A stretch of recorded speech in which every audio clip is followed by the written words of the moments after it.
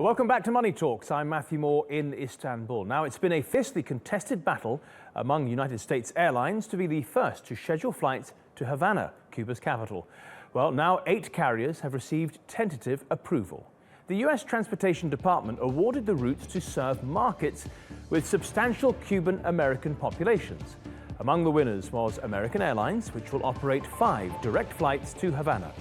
The decision comes a year after the United States and Cuba re-established diplomatic relations, offering a host of new business opportunities for Havana. Well, now Havana's opening up. How will it affect Little Havana in Miami? Craig Copetas takes a look.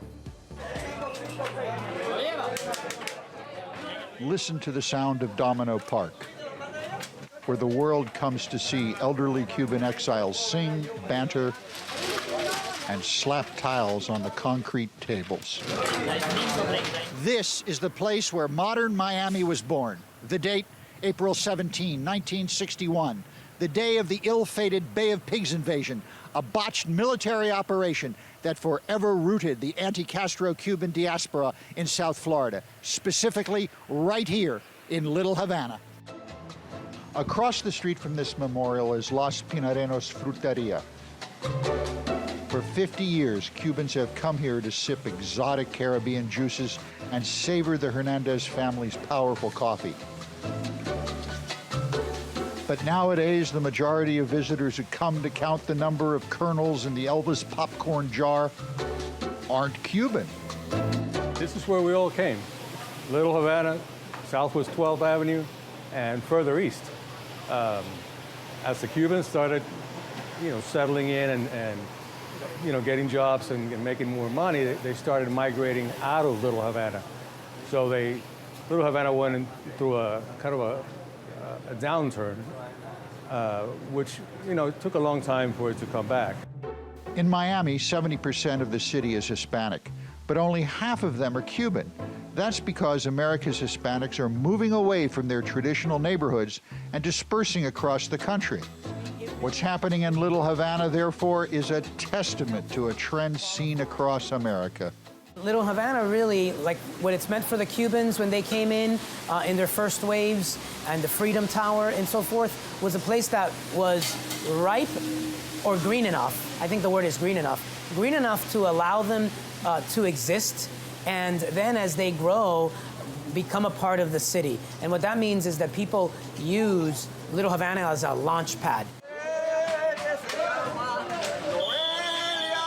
The U.S. government is beginning to lift its decades-long embargo against the nation Fidel Castro built and La Buena Vista Social Club made cool. As it does, local business owners say the world's growing romance with all things Cuban can only benefit the neighborhood where that fascination has been kept alive.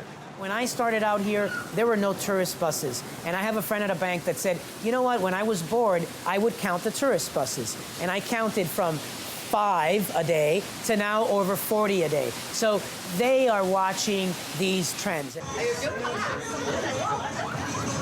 And although most Cubans have left the area, the Little Havana brand is stronger than ever.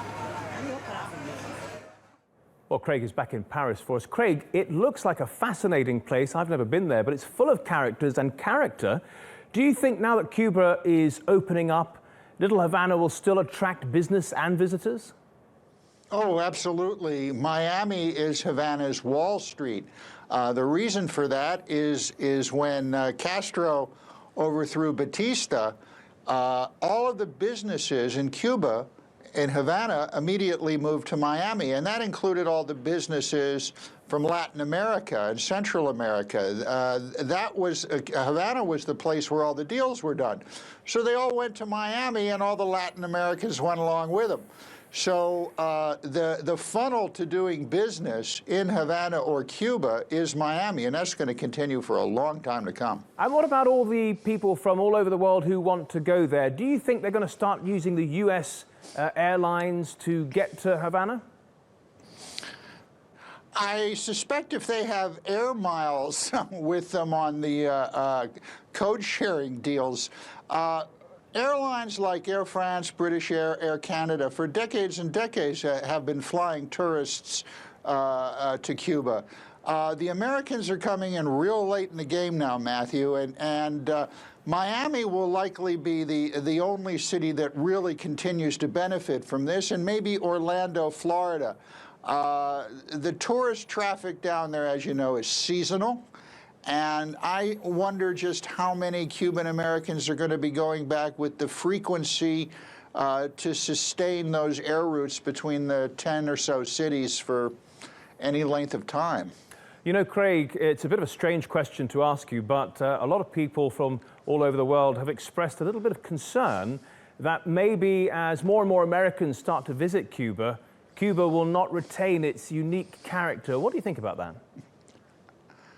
Well, I think it's true. I think Havana lost its unique character about 5 years ago.